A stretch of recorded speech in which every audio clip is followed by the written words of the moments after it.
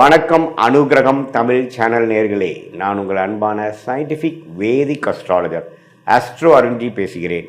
நல்லது நினைப்போம், நல்லதே நடக்கும். இந்த வீடியோவில் நம்ம என்ன பார்க்க போறோம்னா, சிம்ம ராசிக்காரர்களுக்கு மே 2026 எத்தகைய ஒரு பலாபலன்கள் நிறைந்த ஒரு மாதமாக சயின்டிஃபிக் வேதிக் அஸ்ட்ராலஜி முறையில் எதையுமே மிகைப்படுத்தாமல், பரிகாரங்கள் அது மாதிரி மூட நம்பிக்கைகள் எல்லாம் போகாமல், ஒரு கிரகமும் ஒரு இடத்துல இருக்கும் பொழுது, ராசி அதிபதி ஒரு இடத்துல இருக்கும் பொழுது, மற்ற கிரகங்கள்லாம் ஆண்டு கிரகம் என்று சொல்லப்படுகிற குரு, சனி, ராகு, கேது, மாத கிரகங்கள் எல்லாம் ஒரு இடத்திலும் சஞ்சரிக்கும் பொழுது, பயிற்சி பெறும் பொழுது எத்தகைய ஒரு தாக்கத்தை சிம்மராசிக்காரர்களுக்கு மே 2026 கொடுக்க போகுதுங்கிறது துல்லியமாக பார்க்க போகிறோம்.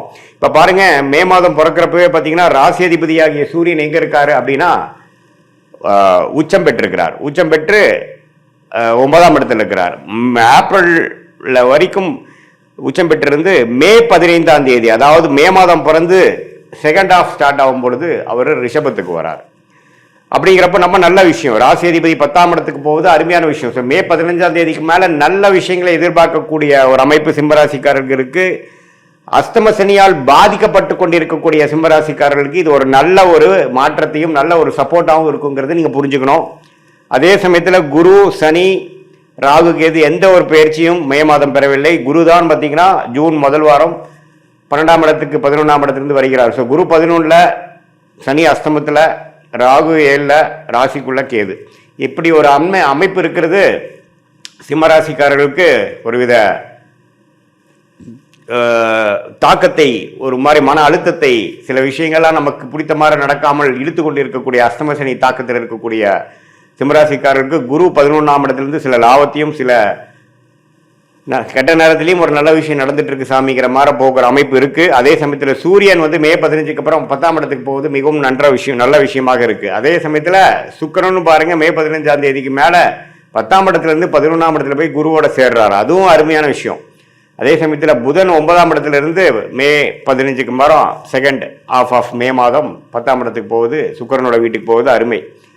செவ்வாயும் பாருங்க 8ஆம் இடத்துல சனியோட சேர்ந்து பல பிரச்சனைகள் ஏப்ரல் மாதம் கொடுத்துட்டு இருந்த சிம்மராசிக்காரர்களுக்கு செவ்வாயில் 8ஆம் இடத்துல இருந்து 9ஆம் இடத்துக்கு மாறுறார். ஸோ அதுவும் எப்போ நடக்குதுன்னா மே 15 செகண்ட் ஹாஃப்ல தான். ஸோ செகண்ட் ஹாஃபுக்கு அப்புறம் ஒரு நல்ல மாற்றத்தை கொடுக்கக்கூடிய ஒரு அமைப்பாக சிம்மராசிக்காரர்களுக்கு இருக்குதுங்கிறது நீங்கள் தெரிஞ்சுக்கணும். ஃபர்ஸ்ட் ஹாஃப்ல ஒரு மாதிரியாக தான் இருக்கும், ஏன்னா சனி செவ்வாய் சேர்ந்து இருக்கிறது நல்லதில்லை.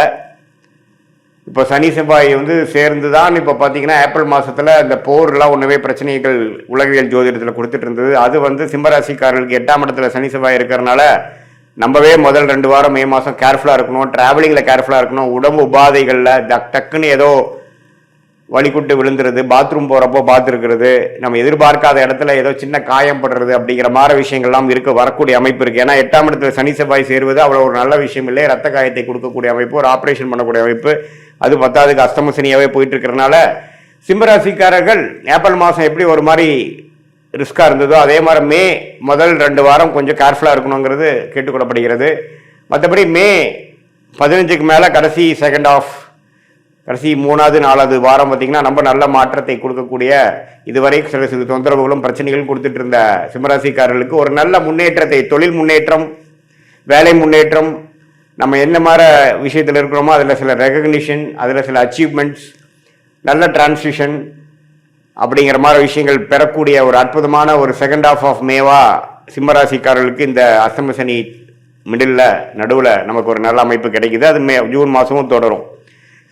சரி, இந்த மாதிரி மாற்றத்தை யார் யாருக்கு எப்படி ஒரு தாக்கத்தை கொடுக்குன்னா, மாணவர்களுக்கு பார்த்தீங்கன்னா இதுவரை ஒரு மாதிரி டல்லாக இருந்து பெருசாக ஃபோக்கஸ் இல்லாமல் படிச்சுட்டு இருந்தவங்களுக்குலாம் நல்ல ஒரு ஃபோக்கஸு. அதே மாதிரி முதியோர்களுக்கு உடல் உபாதை, ஆப்ரேஷன்லேருந்து ரெக்கவர் ஆகுறதுல பிரச்சனை, மெடிசன் கரெக்டாக ஒர்க் ஆக மாட்டேங்குது, பேக் பெயின், முட்டு வலி, பெண்களுக்கெல்லாம் பார்த்தீங்கன்னா மாதவிடாய் பிரச்சனை, அடிவயிறு கோளாறு, யுட்ரஸ் ப்ராப்ளம், இது மாதிரிலாம் தொந்தரவு கொடுத்துட்டு இருந்ததுலேருந்து கொஞ்சம் மீண்டு வரக்கூடிய, கொஞ்சம் ரெக்கவர் ஆகக்கூடிய ஒரு அமைப்பாக மே 15க்கு அப்புறம் செகண்ட் ஹாஃப் ஆஃப் மே மாதம் கொடுக்குதுங்க. இதுதான் ஒரு பொதுவான ஒரு பலனாக சிம்மராசிக்காரர்கள் எடுத்துக்கணும். பட் மெயினாக துல்லியமான உங்களுடைய பலன்கள், வாழ்க்கை அடுத்து வரக்கூடிய ஷார்ட் டேர்ம், லாங் டேர்மில் எப்படி இருக்குன்னு தெரிஞ்சுக்கணும்னா, உங்களுடைய பிறந்த தேதி, பிறந்த நேரம், பிறந்த ஊரை வைத்து திருக்கணித பஞ்சாங்கத்தில் ஜாதகத்தை போட்டு அதில் நீங்கள் என்ன லக்னத்தில் பிறந்தீங்க, நீங்கள் சிம்மராசியில் உத்திர நட்சத்திரத்தில் பிறந்திருக்கீங்களா, அல்லது மகமா, அல்லது பூர நட்சத்திரத்தில் பிறந்திருக்கீங்களா, எது மாதிரி தசாபுக்திகள் போய் கொண்டிருக்கிறது, தசநாதன் முக்திநாதன் இப்போ நம்ம பேசின கோச்சார அமைப்பில் எப்படி போயிட்டு இருக்கிறார், நம்மளுடைய தசாபுக்தியையும் இப்போ சனிப்பெயர்ச்சி குரு பயிற்சி இந்த மாத கிரகத்தின் சஞ்சாரத்தையும் சேர்த்து வைத்து நாம் பார்க்கும் பொழுது நல்ல ஒரு துல்லியமான வாழ்க்கை பலன்கள், எது மாதிரி விஷயங்கள் நம்ம காத்து கொண்டிருக்கிறது, வேலையா தொழிலா, எப்போ இடம் மாறலாம், எப்போ வேலை மாற்றலாம், எப்போ தொழில் அபிவிருத்தி பண்ணலாம், எப்போ வந்து கடன் போட்டு நம்ம வந்து அபிவிருத்தி பண்ணலாம், இம்போர்ட் எக்ஸ்போர்ட் பிஸ்னஸ் நல்லா வருமா, வெளிநாடு தொடர்பா அல்லது உள்நாடா, எது மாதிரி டொமைன், எது மாதிரி கிரகம் நமக்கு ஜாதகத்தில் யோகமாக இருக்குது, எந்த ப்ராடக்ட்ஸ் நம்ம பண்ணால் நல்லாயிருக்கும், அரசு உத்தியோகமா அல்லது பிரைவேட் செக்டாரா, எது மாதிரி அமைப்புகள் இருக்குது, படிக்கிறதுக்கு வந்து நம்மளுடைய குழந்தைகள் மாணவர்கள் வந்து எது மாதிரி படிப்பு படித்தா அவங்களுக்கு நல்லா வரும், அவங்க வெளிநாடு யோகம் இருக்கா, அல்லது வந்து நம்மளுடைய ஓன் பிஸ்னஸ் பண்ணக்கூடிய அமைப்பு இருக்கா, அதே மாதிரி இல்லத்தரசிகளுக்கெல்லாம் எப்போ வந்து அவங்களுக்கு ஒரு நல்ல நேரம் வருது, எப்போ அவங்க வீட்டை வசதிப்படுத்திப்பாங்க, எப்போ வண்டி வாகனம் வாங்கக்கூடிய அமைப்பு, வீடு வாங்கக்கூடிய அமைப்பு, சொத்து வாங்கக்கூடிய அமைப்பு, எப்போ நம்மளுடைய ப்ராப்பர்ட்டி விற்க முடியும், எப்போ உடல் உபாதைகள் குறையும், குழந்தை பேர் எப்போ நடக்கும், எப்போ எதிர்பார்த்து கொண்டிருக்க ஒரு 2-3 வருஷமாக குழந்தை பேர் எதிர்பார்த்துட்டு இருக்கக்கூடிய சிம்மராசிக்காரர்களுக்கு எப்போ விடிவு காலம் வரும், எப்போ உடல் உபாதைகள்லேருந்து நம்ம மீண்டு வருவோம், அது எல்லாமே பார்த்தீங்கன்னா சயின்டிஃபிக் வேதிக் அஸ்ட்ராலஜி முறையில் எந்த விதத்திலும் மிகைப்படுத்தாமல் நம்மளுடைய ஒரு கிரகத்தோட அமைப்பு எப்படி, ஸ்தானபலம் எப்படி, திக்பலம் எப்படி, திருக்பலம் எப்படி, இந்த அமைப்பெல்லாம் நம்மளுடைய ஜாதகத்தில் எப்படி இருக்கு, இப்போ நடக்கக்கூடிய செவ்வாய், புதன், சுக்கிரன், சூரியன் அது போன்ற கிரகங்கள் பெயர்ச்சி எது மாதிரி ஒரு தாக்கத்தை சிம்மராசிக்காரர்கள் கொடுத்து அப்போ என்ன மாதிரி தசா புக்தி அந்தரம் நடந்து கொண்டு இருக்கிறது. தசையை டிவைட் பண்ணா புக்தி, புக்தியை டிவைட் பண்ணா அந்தரம், அந்தரத்தை டிவைட் பண்ணா சூக்ஷ்மம் லெவல்ல ஆண்டு கணக்காக, மாத கணக்காக, குவார்டர் கணக்காக, 3 மாசமாக எப்படி நமக்கு இருக்கு, எது மாதிரி திசையில் நம்மளுடைய வாழ்க்கை திரும்ப போகிறது, என்ன சாய்ஸ் எடுக்கிறது நல்லது அப்படிங்கிறதெல்லாம் நம்மளுடைய கர்மாவின் வழியில் நம்ம தெரிந்து கொண்டு அதுக்கு தகுந்த மாதிரி வாழ்க்கையில் முயற்சிகளும் வாழ்க்கை சம்பவங்களையும் நம்ம அமைச்சு கொண்டு வேணால் அந்தந்த நேரத்தில் அந்தந்த விஷயத்தை சரியான நேரத்தில் செய்து தேவையில்லாத பொருள் விரயங்கள், தேவையில்லாத சமய விரயங்களை தவிர்த்து நம்மளுடைய கர்மாவின் அடிப்படையிலான பிராப்தங்களையும் கர்மாவின் அடிப்படையிலான தோஷங்களையும் தெரிந்து கொண்டு அதுக்கு தகுந்த மாதிரி வாழ்க்கையை அமைத்து கொண்டேயானால் தேவையற்ற நம்மளுடைய மன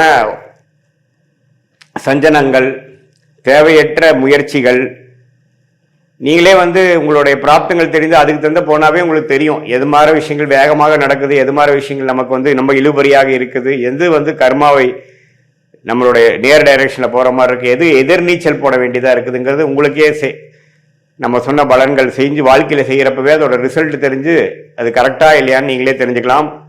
ஸோ சயின்டிஃபிக் வேதிக் அஸ்ட்ராலஜி முறையில் நல்லபடியாக நம்மளுடைய பிராப்தங்களை தெரிந்து அதுக்கு தகுந்த மாதிரி வாழ்க்கையை அமைத்து வாழ்க்கையில் வெற்றி பெற முடியும் என்று சொல்ல விரும்புகிறேன். மீண்டும் மற்றொரு காணொலியில் சந்திப்போம். நன்றி, வணக்கம்.